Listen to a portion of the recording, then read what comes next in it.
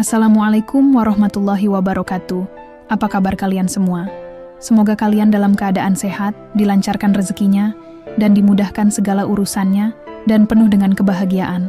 Sebelum masuk ke cerita, jangan lupa bantu like, komen, dan subscribe ya. Semoga kalian semua selalu dalam lindungannya. Aku berdiri di depan cermin kamar sempit ini, menatap bayangan diri yang semakin hari terlihat lebih tua dan letih. Rambutku yang dulu hitam berkilau kini kusam dan kasar. Tanda-tanda kerontokan pun mulai terlihat di beberapa bagian. Usia baru, 30-an, tapi kerut halus di sekitar mata dan bibir sudah tampak jelas. Di rumah ini, aku hanyalah seorang pembantu, seorang asisten rumah tangga yang kebetulan menjadi menantu. Pernikahanku dengan Dika 5 tahun lalu adalah keputusan yang penuh dengan janji-janji manis dan keyakinan akan masa depan yang lebih baik. Dika, pria sederhana yang kutemui saat bekerja sebagai ART di rumah salah satu keluarga kaya di Jakarta.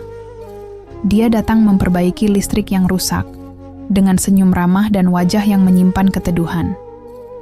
Kami berbincang tanpa sengaja, dan dari pertemuan itu, jalinan kasih mulai tumbuh.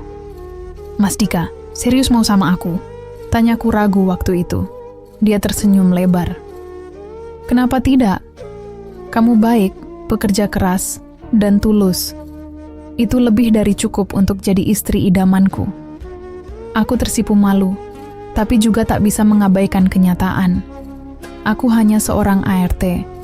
Pendidikan, SMA yang tak sempat kulanjutkan karena orang tua sakit-sakitan, membuatku terpaksa bekerja sejak usia muda. Keluargaku bukan siapa-siapa, hanya petani kecil di desa terpencil di Jawa Tengah. Namun, Dika meyakinkanku bahwa cinta tak butuh status sosial. Kami menikah sederhana di kampung halamanku. Tak ada pesta mewah, hanya doa dan restu dari keluarga serta beberapa tetangga. Aku ingat saat Ibu Dika datang dengan raut wajah datar, menatapku dari ujung kepala sampai kaki, seolah mengukur nilainya hanya dari pakaian yang kupakai. "Ini yang kamu pilih, Dika?" Tanyanya ketus setelah acara selesai. Dika hanya tersenyum, sementara aku menunduk dalam-dalam, menyembunyikan rasa minder yang tiba-tiba menyeruak. Setelah pernikahan, Dika membawaku tinggal di rumah orang tuanya. Katanya untuk menghemat biaya karena pekerjaan Dika sebagai teknisi listrik belum menghasilkan cukup banyak. Awalnya, aku berusaha menerima keadaan ini dengan lapang dada. Aku tahu bukan hal mudah tinggal bersama mertua, tapi demi suami tercinta, aku siap beradaptasi. Namun, semua itu lebih berat dari yang kubayangkan. Sejak hari pertama menginjakan kaki di rumah ini, aku sudah tahu posisiku tak lebih dari seorang pembantu. Ibu mertua memintaku mengurus rumah dari pagi hingga malam tanpa pernah menganggapku sebagai anggota keluarga. Setiap hari, aku membersihkan rumah, mencuci pakaian, memasak, dan mengurus kebutuhan semua orang. Jika ada yang tidak beres, akulah yang selalu disalahkan. "Wanti, kamu kerja pakai mata atau tidak? Lantai masih kotor begini." Suara ibu mertua melengking dari ruang tamu. Aku tergesa-gesa membawa kain pel dan berjongkok untuk menggosok lantai yang sudah kupel berkali-kali. Tanganku bergetar saat ibu mertua berdiri di belakangku, melipat tangan di dada dengan tatapan penuh penghinaan. Pantas saja kerja jadi pembantu, ngurus rumah sendiri saja tidak becus. Sindirnya tajam. Aku menunduk, menahan air mata yang mulai menggenang. Sudah biasa bagiku mendengar ucapan merendahkan seperti itu. Selama 5 tahun ini, hinaan demi hinaan terus terlontar dari mulutnya. Bahkan saat aku melahirkan anak pertamaku, Alif, ibu mertua, tetap menganggapku tidak lebih dari budak di rumah ini. "Apa yang bisa dibanggakan dari kamu? Menantu tidak berpendidikan yang cuma bisa kerja kasar. Mau kasih makan anakmu pakai apa? Kalau Dika nanti dipecat, hanya diam yang bisa kulakukan, mengunci semua perasaan sakit agar tak pecah menjadi tangis yang memalukan. Aku berusaha kuat demi Alif. Anak laki-lakiku yang kini berusia 4 tahun, penuh semangat dan selalu tersenyum. Hanya Alif yang menguatkanku, untuk bertahan di rumah ini. Tapi kehadiran Alif tak membuat ibu mertua melunak. Dia justru semakin menyudutkanku, menyebutku tak becus mendidik anak. Alif jadi liar karena ibunya tidak bisa mendidik. Bukan salah saya kalau anakmu kelakuannya kayak bocah kampung. Aku menggigit bibir. Air mata mengalir tanpa bisa kubendung lagi. Alif hanya anak kecil yang ceria, suka berlari-larian dan bermain. Apa salahnya? Tapi baginya, semua hal yang kulakukan selalu salah. Dika tak pernah membelaku. Setiap kali ibu menghinaku, Dika hanya diam, berpura-pura sibuk dengan pekerjaan atau menghindari masalah. Berkali-kali aku ingin mengajaknya bicara, tapi jawabannya selalu sama. Sudahlah Wan, ibu memang begitu orangnya. Anggap saja angin lalu, katanya enteng. Tapi bagaimana bisa kusebut angin lalu jika setiap hari mendengar hinaan yang menusuk hati? Kepahitan itu semakin menjadi ketika suatu malam, Dika pulang larut dalam keadaan mabuk. Bau alkohol menyengat saat dia menghamburkan tubuhnya ke ranjang. Aku terkejut, bukan hanya karena baunya, tapi juga karena aku tahu Dika bukan tipe peminum. Mas kenapa? Tanyaku khawatir, berusaha mendekat. Dika mengibaskan tangan, wajahnya merah padam. Kenapa lagi? Kerjaan susah, uang pas-pasan, di rumah masalah terus. Kamu pikir enak jadi laki-laki yang hidupnya cuma gini-gini aja? Aku tercekat. Belum pernah dia mengomel seperti ini. Aku tahu dia lelah, tapi semua yang kulakukan selama ini juga demi dia dan keluarga kami. Air mataku jatuh tanpa suara saat Dika tertidur lelap, mengabaikan keberadaanku yang hanya berjarak 1 lengan darinya. Pagi harinya, Dika tak berkata apa-apa tentang malam sebelumnya. Seolah semua kejadian itu tak pernah terjadi. Namun luka di hatiku masih menganga, semakin dalam dari hari ke hari. Hari-hari berlalu dalam kesunyian yang menyakitkan. Hubungan kami semakin renggang, nyaris tanpa percakapan hangat seperti dulu. Aku tahu Dika tertekan, tapi aku juga butuh dukungannya. Setidaknya sekali saja dia membelaku di depan ibunya. Tapi itu hanya angan-angan. Aku tetap menjadi objek hinaan yang dianggap tak punya harga diri. Pagi ini aku bangun lebih awal dari biasanya. Belum sempat matahari terbit, aku sudah menyiapkan sarapan dan mengurus semua pekerjaan rumah. Alif masih terlelap di kamar, wajah polosnya tertutup selimut tipis. Seringkali aku memandangi wajahnya dalam tidur dan bertanya-tanya dalam hati, apakah kelak dia akan menilai ibunya sama rendahnya, seperti orang-orang di rumah ini? Langkah kaki ibu mertua terdengar dari arah kamar.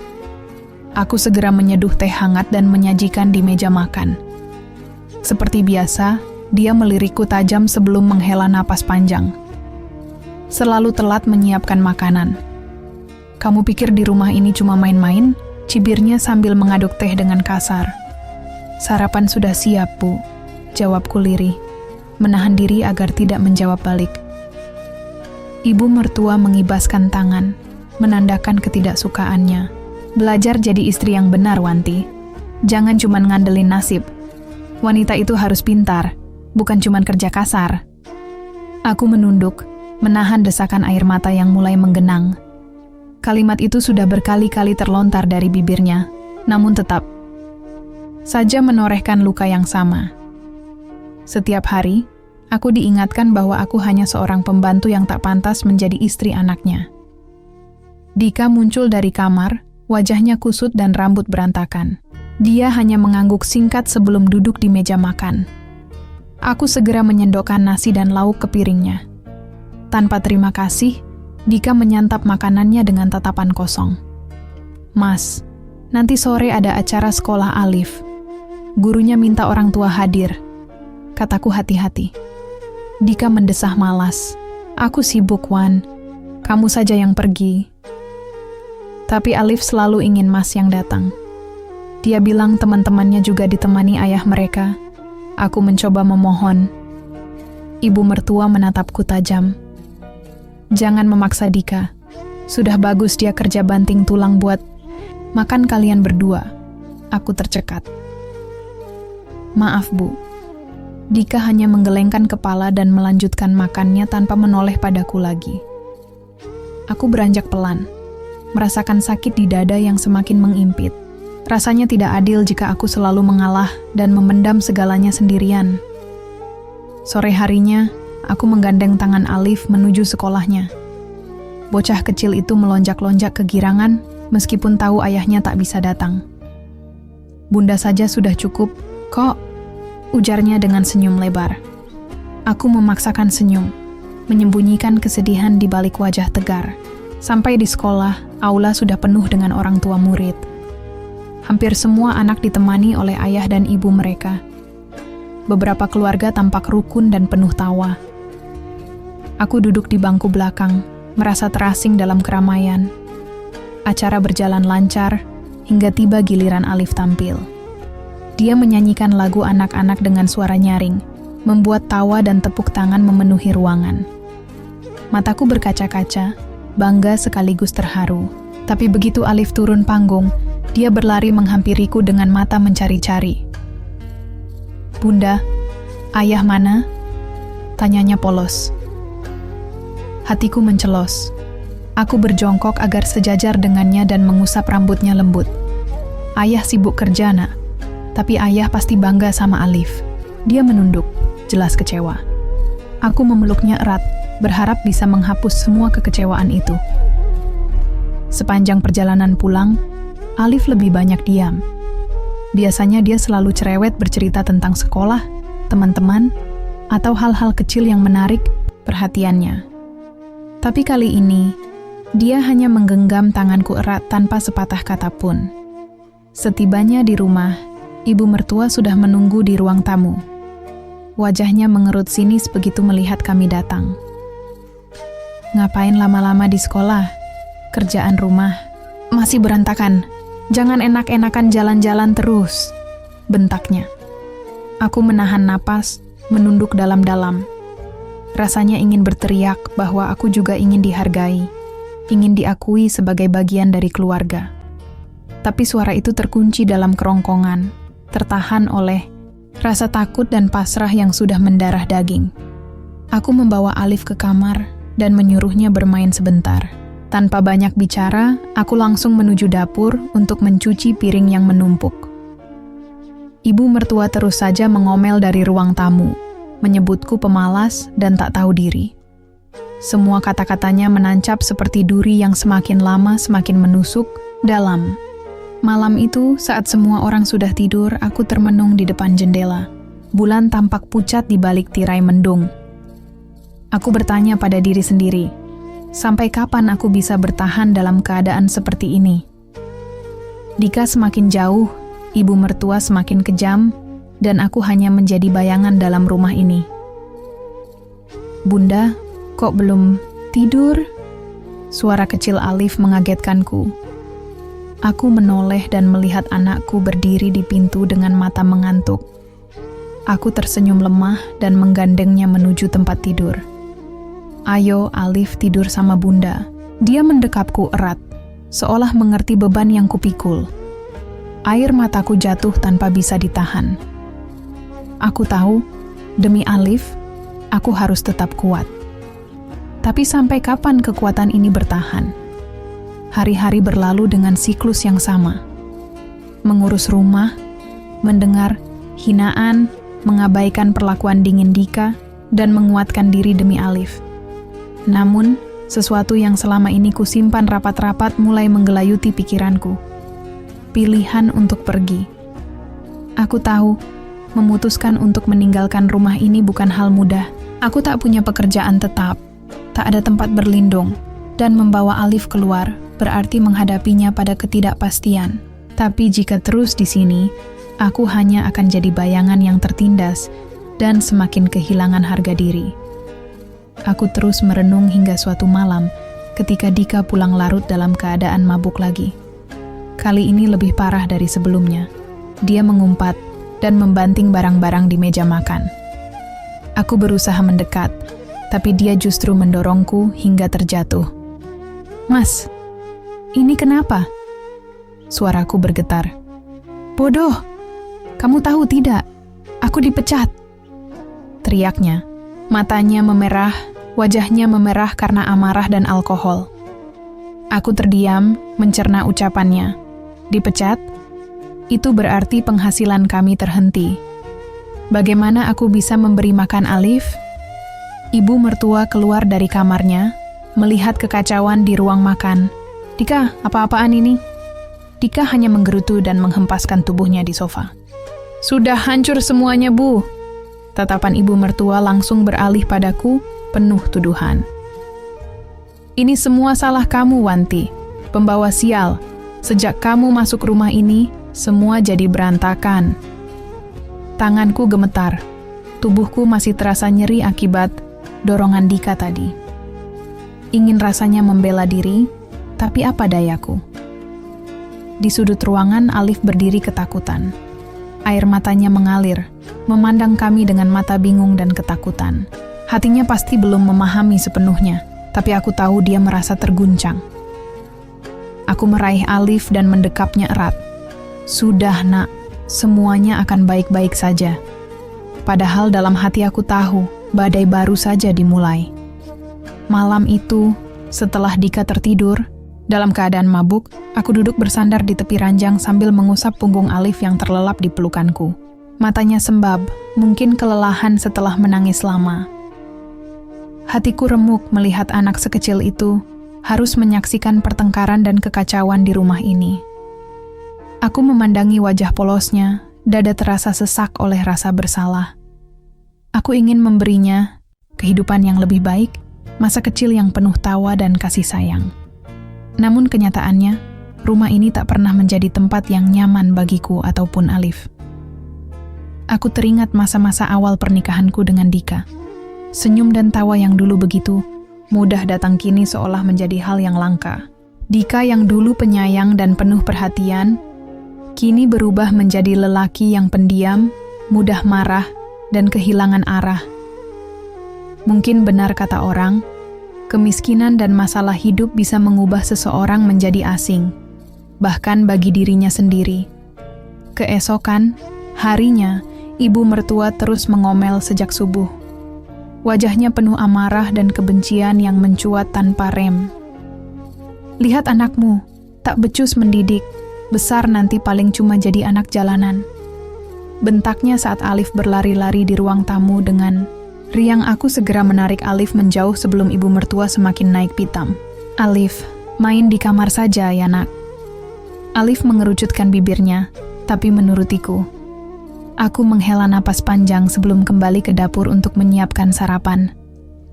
Tak lama kemudian, Dika muncul dengan wajah kusut, bekas mabuk masih jelas terlihat dari matanya yang sembab. Dika, kita perlu bicara, kataku lirih setelah memberanikan diri. Dika menggerutu, tapi akhirnya duduk di kursi makan. Aku duduk di hadapannya, menggenggam tangan sendiri untuk meredakan gemetar yang merambat hingga ujung jari. Kita harus pikirkan cara untuk keluar dari masalah ini, ucapku pelan.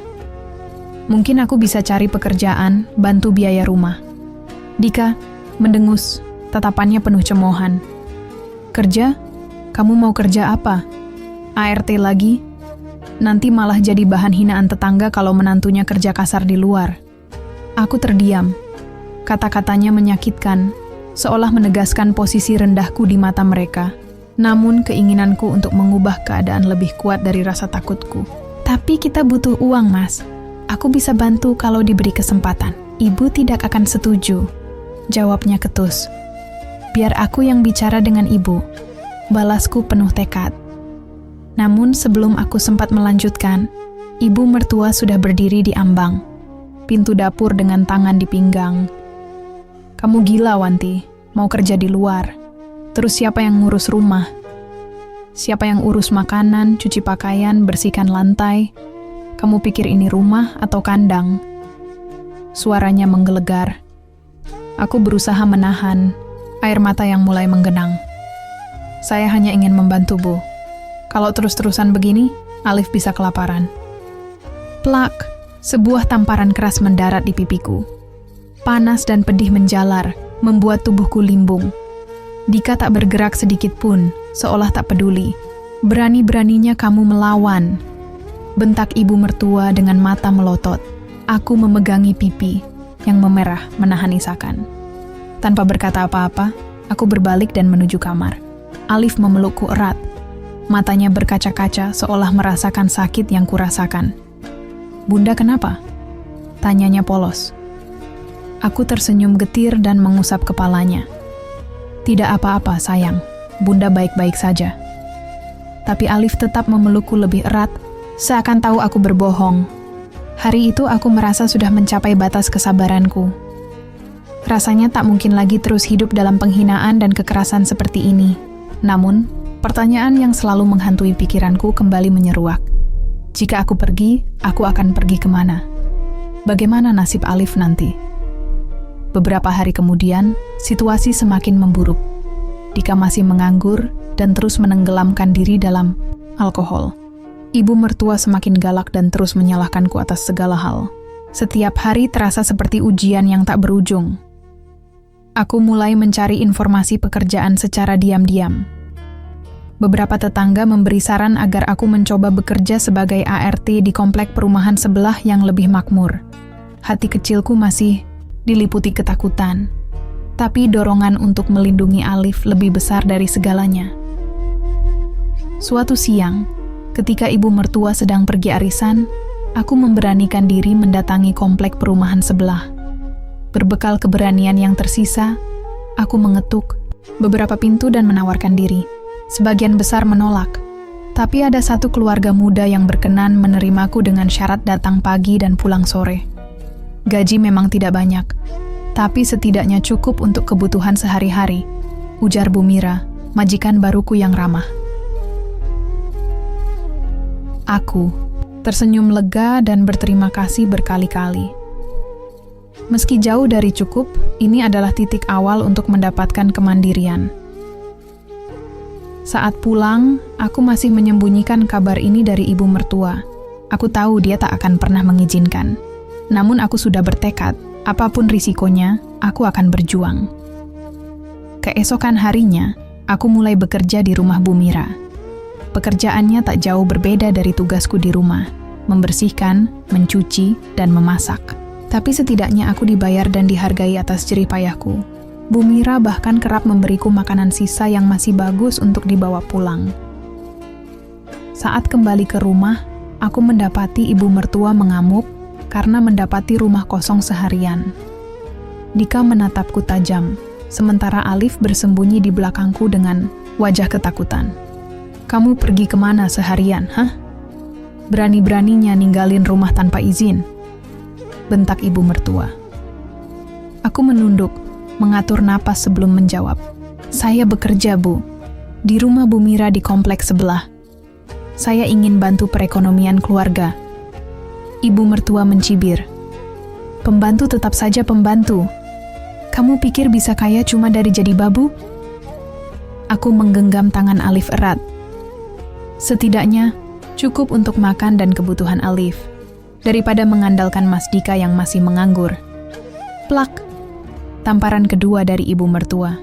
Namun kali ini aku menatapnya lurus, tidak lagi takut. "Mulai sekarang, saya akan bekerja, Bu. Apapun yang terjadi, saya tidak bisa hanya diam dan pasrah." Ibu mertua menghela napas panjang, wajahnya merah padam karena amarah. "Terserah, kamu. Jangan bawa sialmu ke rumah ini."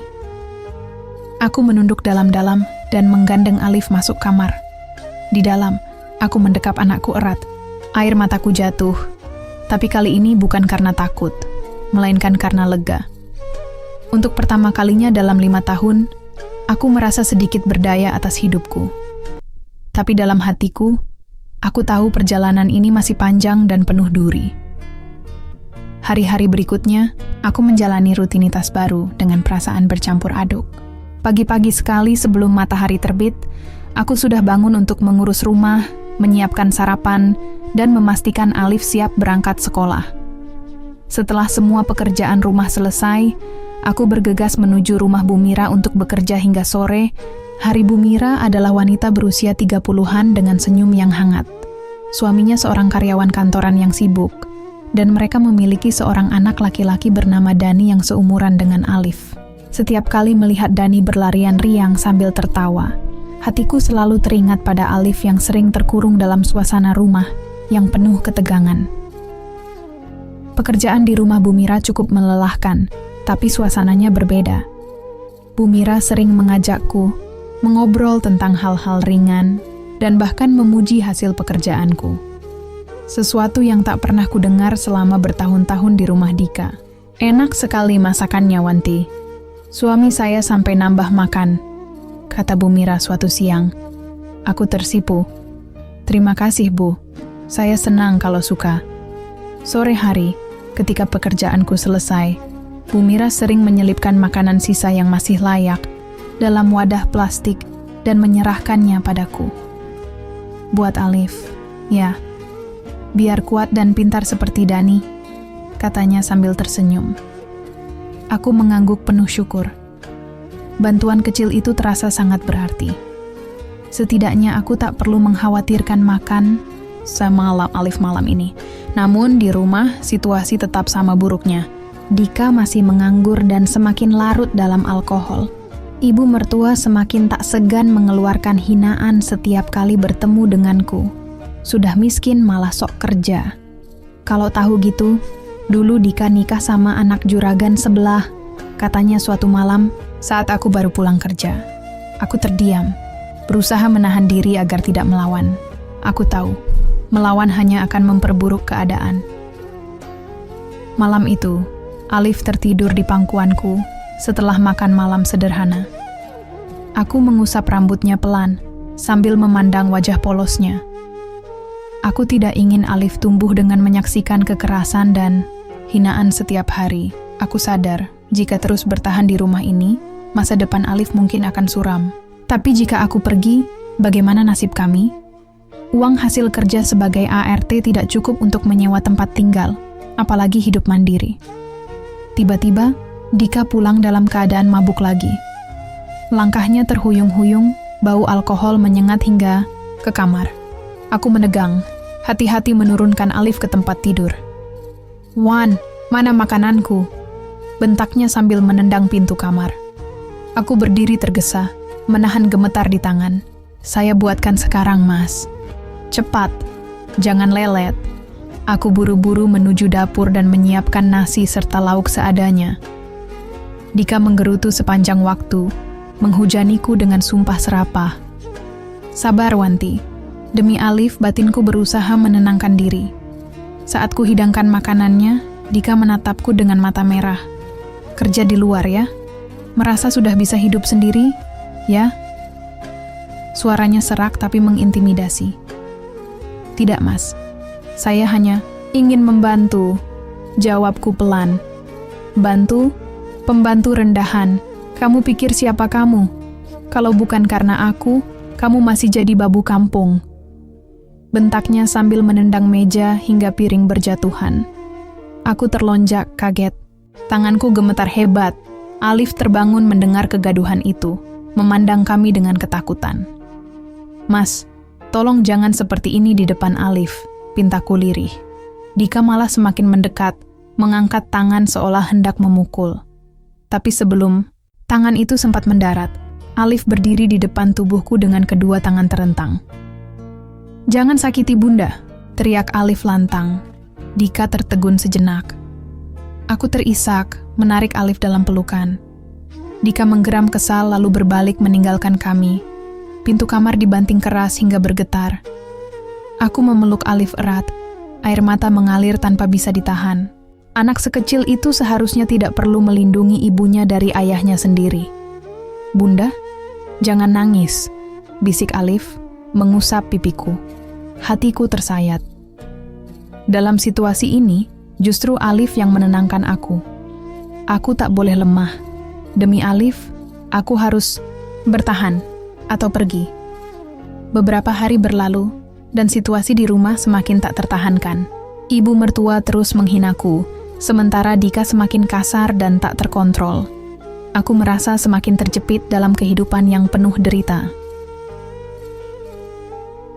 Suatu hari saat bekerja di rumah Bu Mira, aku mendengar Bu Mira berbincang dengan temannya yang datang berkunjung. Pembantu lama saya pulang kampung. Padahal anak-anak di daycare jadi susah dijemput. Repot sekali. Keluh temannya. Bu Mira tersenyum padaku. Kalau Mbak Wanti yang kerja, aman kok. Dia rajin dan cekatan.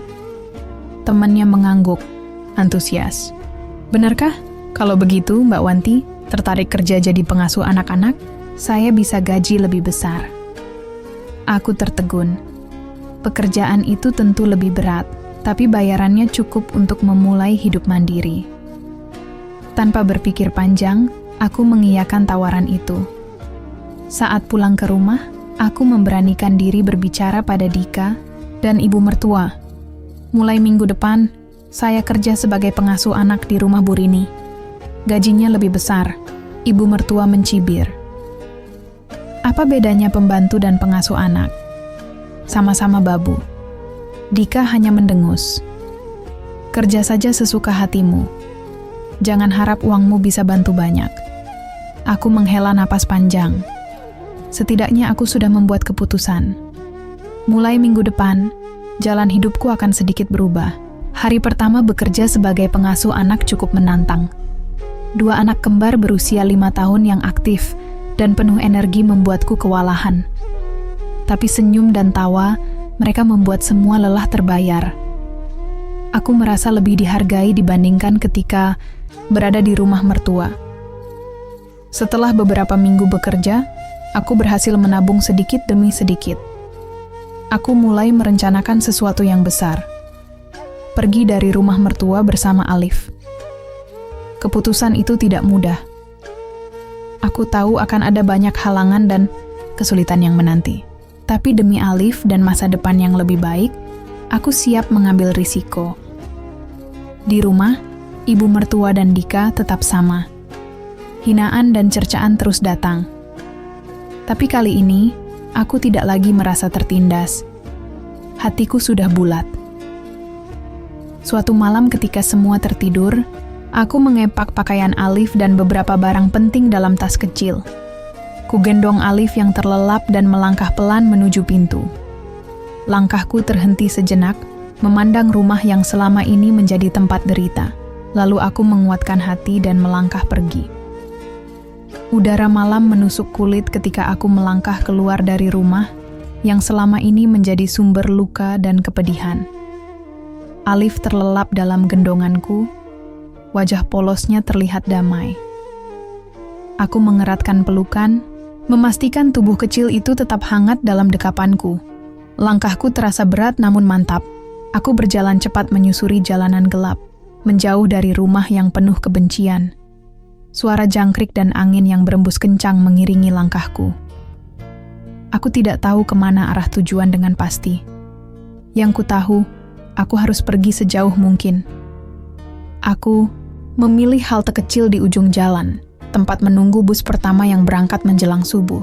Alif mengerang pelan dalam tidurnya, membuatku segera duduk dan membaringkannya di pangkuan. Aku mengelus rambutnya, berusaha mengabaikan rasa takut yang mulai menghantui. Dapatkah aku benar-benar melindungi Alif? Bisakah aku memberinya kehidupan yang lebih baik?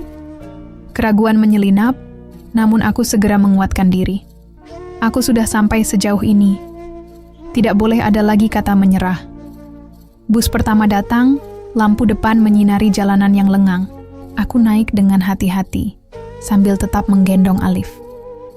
Sopir menatapku sekilas, mungkin heran melihat wanita dengan anak kecil di tengah malam. Tapi ia tak bertanya apa-apa. Setelah membayar ongkos, aku duduk di bangku belakang, memeluk Alif, erat-erat. Perjalanan terasa panjang, dan kantuk mulai menyerang. Namun aku memaksakan diri untuk tetap terjaga, menjaga Alif yang terlelap dalam kehangatan tubuhku. Pikiranku melayang pada masa lalu, masa ketika hidup terasa sederhana dan bahagia. Saat aku pertama kali bertemu Dika, hatiku penuh harapan dan cinta.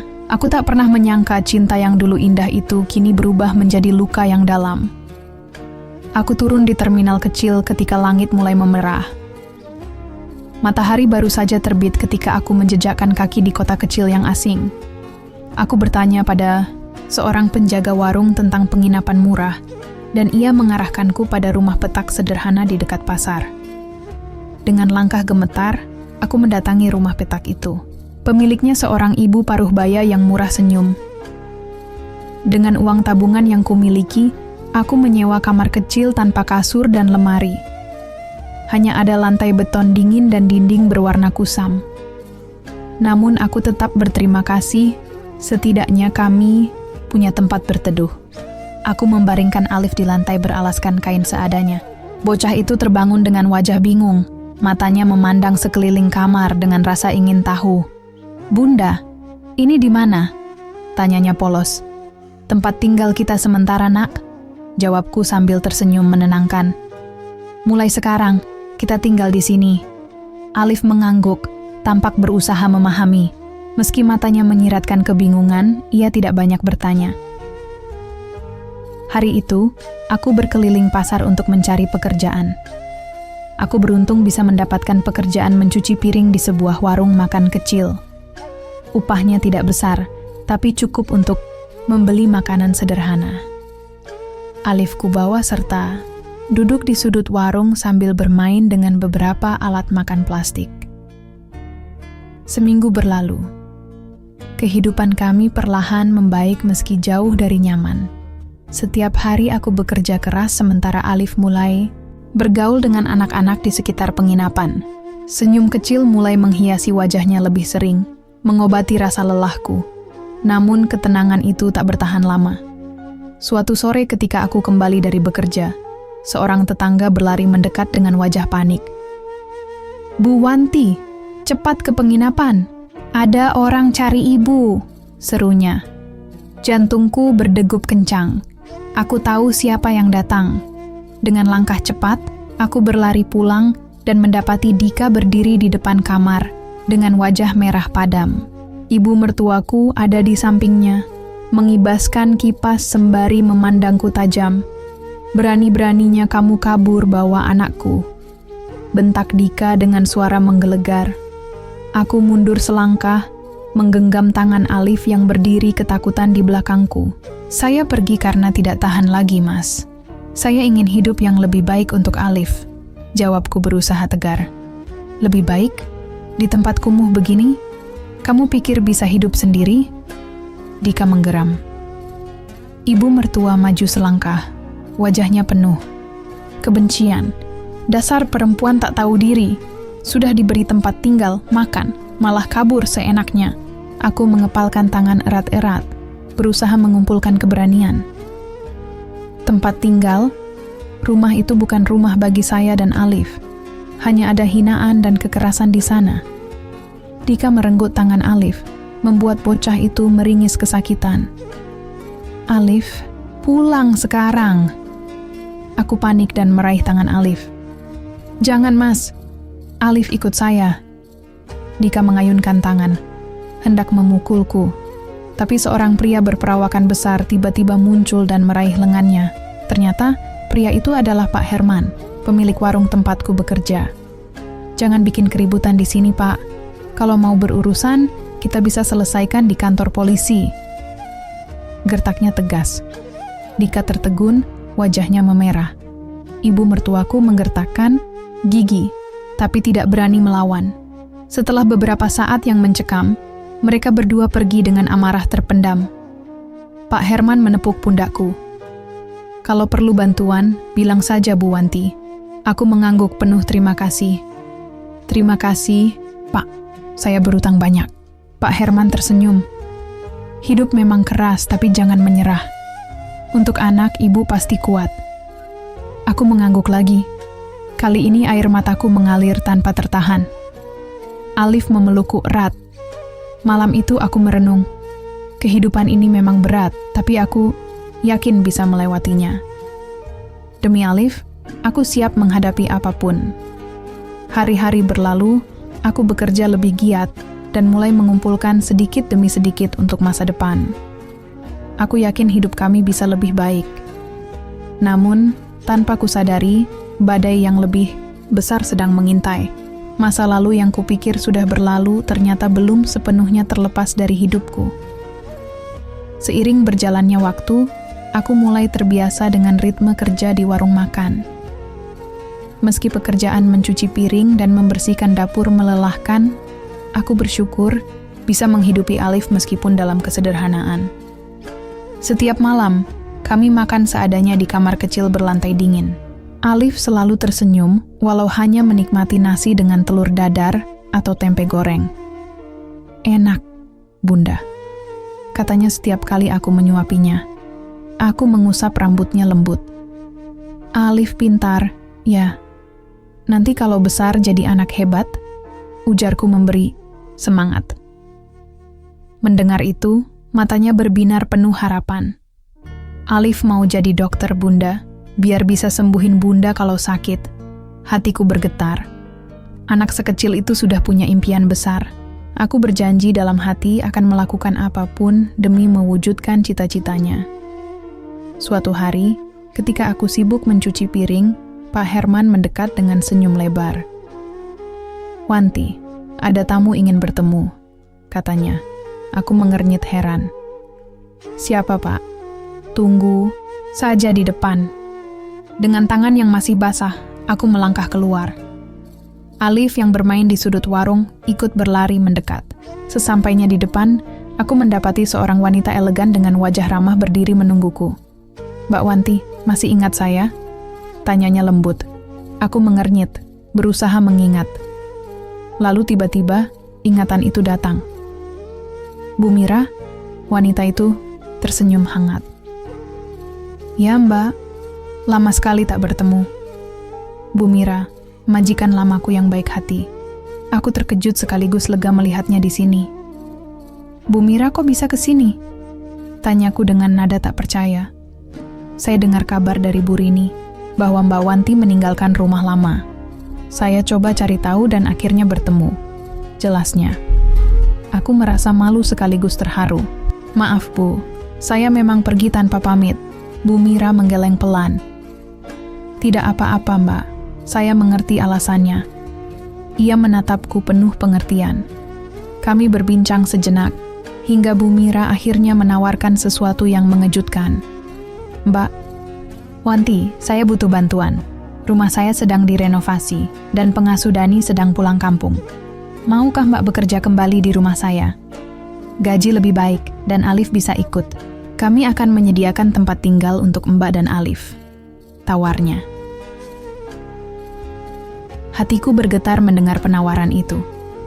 Ini kesempatan yang terlalu berharga untuk dilewatkan. Namun, rasa ragu muncul.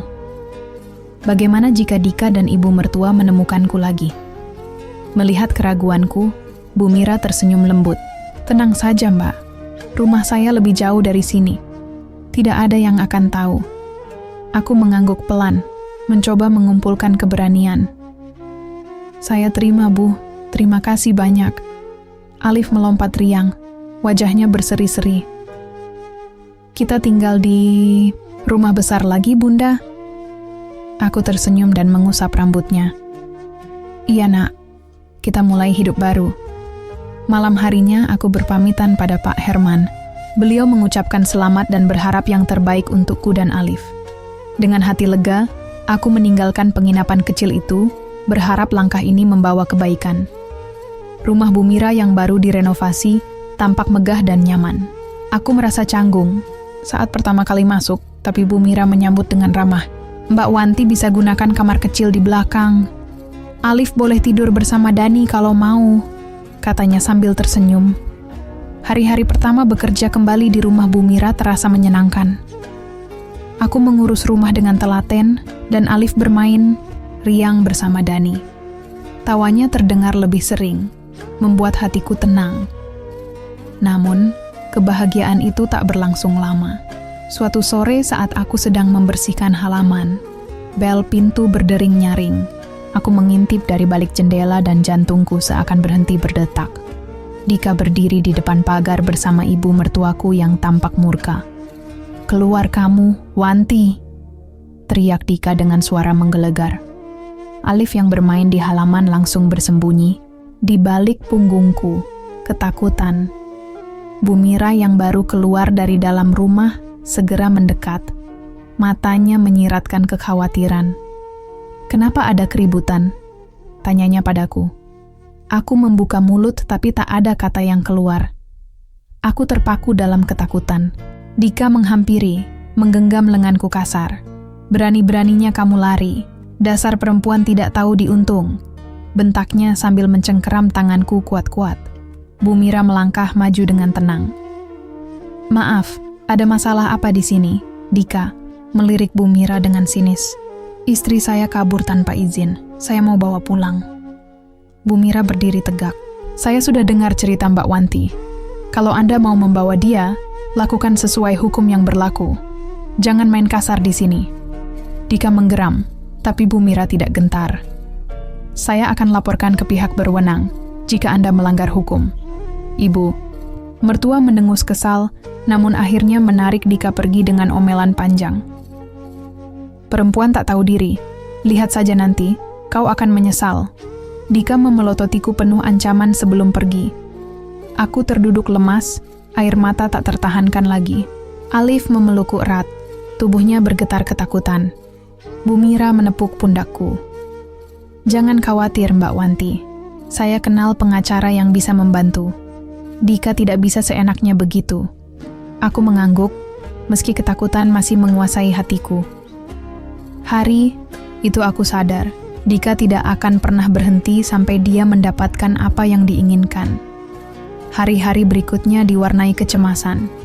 Aku tetap bekerja seperti biasa, tapi selalu waspada jika Dika kembali mengganggu. Bu Mira menepati janjinya dan menghubungi pengacara yang bersedia membantu. Proses hukum berlangsung melelahkan. Aku harus menceritakan semua kekerasan yang pernah kualami selama bertahun-tahun. Luka lama terkuak kembali, membuatku terisak berkali-kali. Namun, di setiap persidangan, aku menggenggam tangan Alif erat-erat. Demi anakku, aku harus kuat. Akhirnya, keputusan pengadilan berpihak padaku. Hak asuh Alif jatuh padaku, dan Dika diperintahkan untuk menjauh dalam jarak tertentu. Kemenangan ini tidak mudah, tapi akhirnya aku bisa bernapas lega. Bu Mira menepuk pundakku setelah persidangan selesai. "Kamu hebat, Mbak Wanti." Aku tersenyum penuh rasa syukur. "Semua demi Alif, Bu." Alif memelukku erat, matanya berbinar bahagia. "Bunda hebat." Aku menahan air mata bahagia. Setelah bertahun-tahun terperangkap dalam belenggu ketakutan, akhirnya aku merasakan kebebasan yang sebenarnya. Namun, kebebasan ini bukan akhir cerita, melainkan awal dari perjalanan baru. Aku tahu perjuangan masih panjang, tapi aku siap menghadapi semuanya. Hari-hari setelah keputusan pengadilan terasa lebih ringan.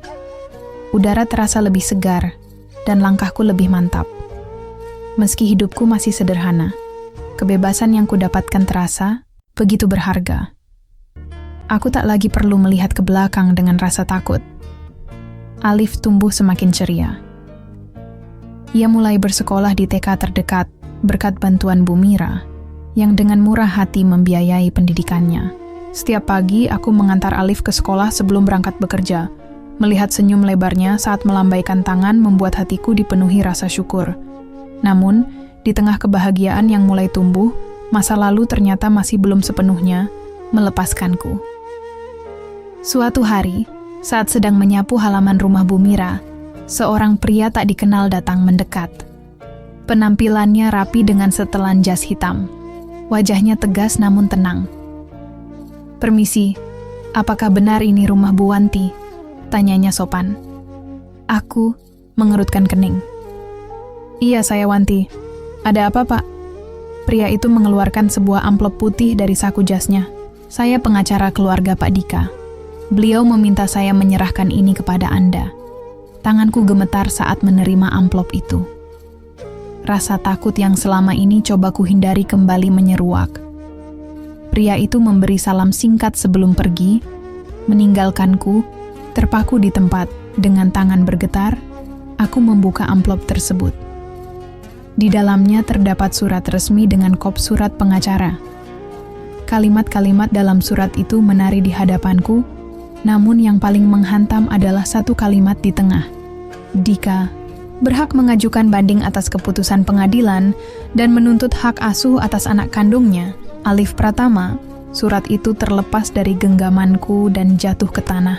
Dunia seakan berputar dan dadaku terasa sesak.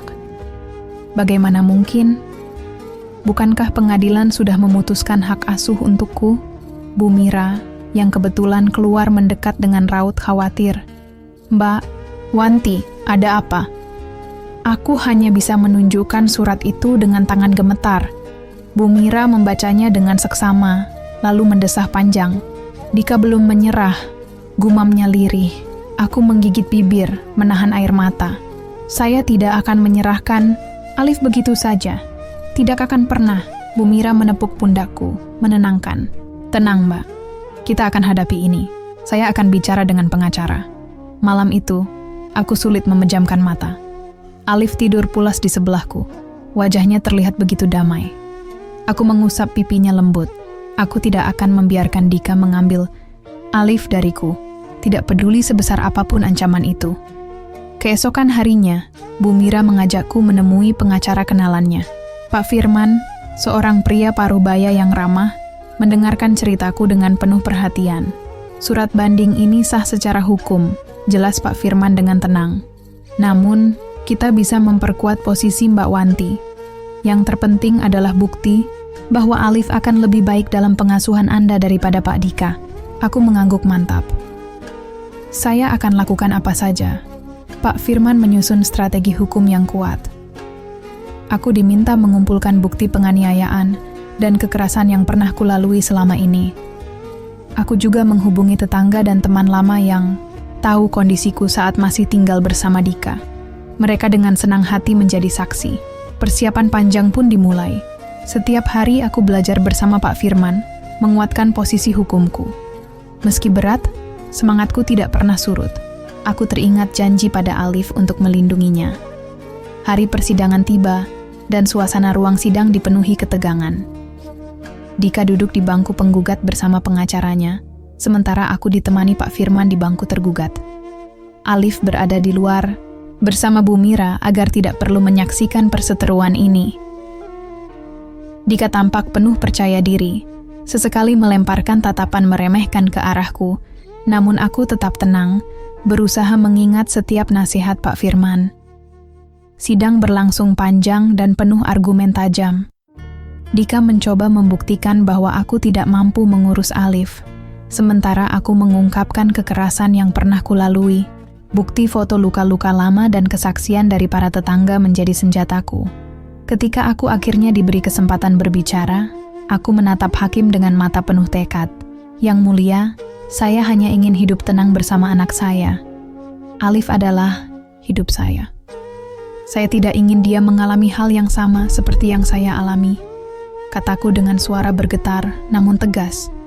Hakim mengangguk, matanya tajam mengamati setiap gerak-gerikku. Apakah Anda yakin dapat membesarkan anak Anda seorang diri? Saya yakin, Yang Mulia.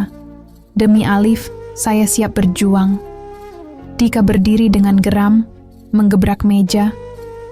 Dia hanya seorang ART. Bagaimana mungkin dia mampu membesarkan anak saya? Saya yang berhak sebagai ayahnya.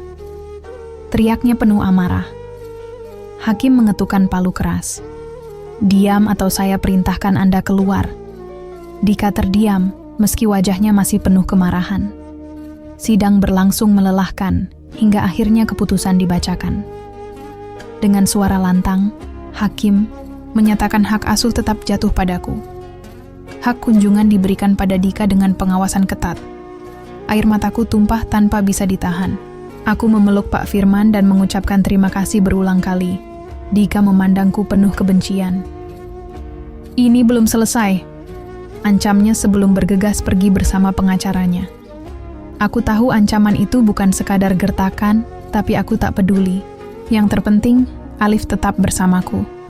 Saat keluar dari ruang sidang, Alif berlari menghampiri dan memelukku erat. Bunda menang ya? Aku tersenyum sambil menghapus air mata. Iya nak, Bunda menang. Bu Mira dan Pak Firman memberi selamat dengan senyum lega. Aku sadar, jalan hidupku masih panjang dan penuh rintangan. Tapi selama aku memiliki Alif dan orang-orang baik di sekitarku, aku siap menghadapi apapun. Hari-hari berikutnya kami lalui dengan penuh rasa syukur. Hidup sederhana namun penuh kebahagiaan. Aku bekerja keras agar Alif mendapat pendidikan terbaik. Bu Mira tetap membantu dan mendukung kami dengan tulus. Dika tidak pernah muncul lagi, mungkin karena sadar perbuatannya hanya merugikan diri sendiri.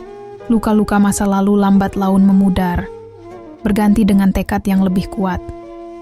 Aku mengantar Alif ke sekolah setiap pagi dengan senyum bahagia. Alif melambaikan tangan dan berkata, "Alif akan belajar rajin biar jadi dokter." Aku tersenyum bangga. Bunda selalu di sini mendukungmu, Nak. Aku tahu perjalanan ini belum berakhir. Tapi aku percaya, selama kami bersama, badai sebesar apapun pasti bisa dihadapi. Waktu terus berlalu. Alif tumbuh menjadi anak yang cerdas dan bersemangat.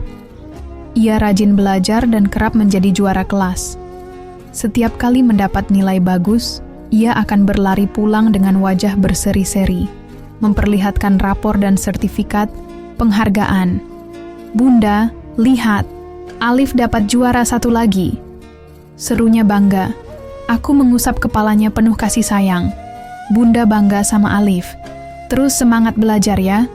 "Iya, Bunda," jawabnya sambil tersenyum lebar. Kehidupan kami semakin membaik. Aku bekerja lebih keras, menerima pekerjaan sampingan agar bisa menabung untuk pendidikan Alif. Bu Mira tetap menjadi sosok yang selalu mendukung, seringkali memberikan bantuan tanpa pamrih. Namun, dalam kebahagiaan yang kian tumbuh, bayang-bayang masa lalu tak sepenuhnya lenyap. Suatu sore yang cerah, saat aku menjemput Alif di sekolah, seorang pria berpenampilan lusuh berdiri di seberang jalan. Wajahnya kotor dan kumal, pakaiannya kusut dan bau alkohol menguar. Tapi aku mengenali sosok itu, Dika. Aku terkejut. Pria yang dulu selalu tampak rapi dan penuh arogansi, kini berubah menjadi sosok yang menyedihkan. Tatapan matanya kosong dan lelah. Saat matanya bertemu denganku, dia tersenyum miring, namun senyum itu tak mengandung kesombongan seperti dulu. "Wanti," sapanya dengan suara serak. Aku terdiam, ragu antara mendekat atau pergi. Alif yang berada di genggamanku menatap Dika dengan bingung. "Bunda, itu siapa?" Bisik Alif pelan. Aku menghela napas. "Itu ayahmu, Nak." Mata Alif membesar, menatap Dika dengan campuran rasa ingin tahu dan ketakutan. Dika mendekat dengan langkah goyah, bau alkohol semakin menusuk. "Alif, anakku," ujarnya dengan suara penuh penyesalan. Alif bersembunyi di belakangku, memegangi bajuku erat-erat. Dika mengangkat tangan, ingin menyentuh putranya, namun terhenti saat melihat tatapan waspada dari Alif. Ayah ingin minta maaf, Nak. Ayah salah. Ayah egois, kasar, dan tidak pernah jadi ayah yang baik," ucapnya tergagap. Aku memandangi Dika dengan hati yang campur aduk. Laki-laki yang pernah membuatku menderita, kini berdiri di hadapanku dengan wajah penuh penyesalan. Namun luka-luka lama membuatku tetap waspada. "Apa yang kamu inginkan, Dika?" tanyaku tegas. Dika terdiam, wajahnya menunduk. "Aku sudah kehilangan segalanya. Ibu meninggal setahun lalu. Usaha bangkrut. Semua teman menjauh. Aku bahkan tidak punya rumah lagi." Matanya berkaca-kaca. Aku hanya ingin melihat Alif, menebus kesalahan, meski aku tahu tidak mungkin. Aku mengeratkan perangan pada tangan Alif. "Setelah semua yang kamu lakukan, kamu pikir semudah itu untuk dimaafkan?" Dika terisak, wajahnya penuh keputusasaan. Aku tahu tidak pantas. Tapi, tolong, biarkan aku melihatnya sesekali. Aku hanya ingin jadi ayah yang lebih baik. Aku terdiam lama, menimbang-nimbang permintaan itu. Lalu kutatap Alif yang tampak bingung namun penasaran. Anak ini berhak mengenal ayahnya, terlepas dari segala kesalahan Dika. Aku tak bisa menjanjikan apa-apa, Dika. Jika Alif ingin mengenalmu, itu keputusannya, kataku akhirnya. Dika mengangguk lemah. Terima kasih, Wanti. Itu saja sudah cukup. Aku menarik napas panjang. Kamu harus membuktikan bahwa kamu sudah berubah. Jangan buat Alif kecewa. Dika tersenyum getir dan mengangguk. Hari-hari berikutnya, Dika sering datang menengok Alif. Ia membawa mainan sederhana atau buku cerita, berusaha mendekati putranya. Awalnya Alif tampak kaku dan ragu, namun seiring waktu ia mulai tersenyum setiap kali Dika datang. Aku tak pernah membiarkan mereka berdua tanpa pengawasan, tapi melihat Dika berusaha keras memperbaiki diri membuatku sedikit lega. Mungkin, meski terlambat, ia menyadari betapa berharganya keluarga yang pernah ia sia-siakan. Bu Mira sempat mempertanyakan keputusan ini, tapi ia akhirnya mengerti bahwa kesempatan kedua adalah hal yang manusiawi. Waktu terus berjalan, Alif tumbuh menjadi remaja yang pintar dan berbakat. Ia diterima di sekolah unggulan dengan beasiswa penuh berkat prestasinya. Aku terisak bahagia saat membaca surat penerimaan itu. Bunda, Alif janji akan belajar keras. Serunya penuh semangat. Aku memeluknya erat. Bunda selalu percaya sama Alif. Dika pun semakin baik, bekerja sebagai buruh bangunan dan meninggalkan alkohol. Meski hidupnya sederhana, ia berusaha menjadi ayah yang lebih baik. Hubungannya dengan Alif pun semakin erat. Suatu malam, Dika datang menemui kami dengan wajah serius. Wanti, terima kasih sudah memberiku kesempatan bertemu Alif. Aku sadar semua kesalahanku dulu tidak bisa dimaafkan begitu saja. Tapi aku akan terus berusaha jadi ayah yang layak buatnya. Aku mengangguk. Yang penting kamu berusaha. Dika menatapku lama. Dan terima kasih sudah kuat, sudah berjuang untuk Alif. Kau ibu yang luar biasa. Aku tersenyum tipis. Semua demi Alif. Hari kelulusan Alif tiba. Dengan toga di kepalanya, ia menerima penghargaan sebagai siswa terbaik. Bu Mira hadir dengan senyum bangga, sementara Dika berdiri di sisi lain dengan air mata haru. Saat turun dari panggung, Alif berlari memelukku. Bunda, Alif lulus. Aku terisak, memeluknya erat. Bunda bangga sekali sama kamu. Alif mengalihkan pandangan pada Dika yang tersenyum malu-malu. Ayah, terima kasih sudah datang. Dika menahan air mata. Selamat, Nak. Ayah bangga padamu. Hari itu, kami merayakan kemenangan kecil dalam hidup. Luka masa lalu tak sepenuhnya sembuh, namun aku memilih untuk berdamai. Bukan demi Dika, tapi demi diriku dan Alif. Masa depan masih panjang, tapi aku tahu selama kami bersama, badai apapun bisa kami hadapi. Dan aku sadar, kisah ini bukan tentang penderitaan. Ini tentang keberanian bangkit dari keterpurukan, tentang cinta seorang ibu yang tak kenal lelah, dan tentang kesempatan kedua yang membawa pengampunan. Masa lalu mungkin meninggalkan luka, tapi masa depan selalu punya harapan.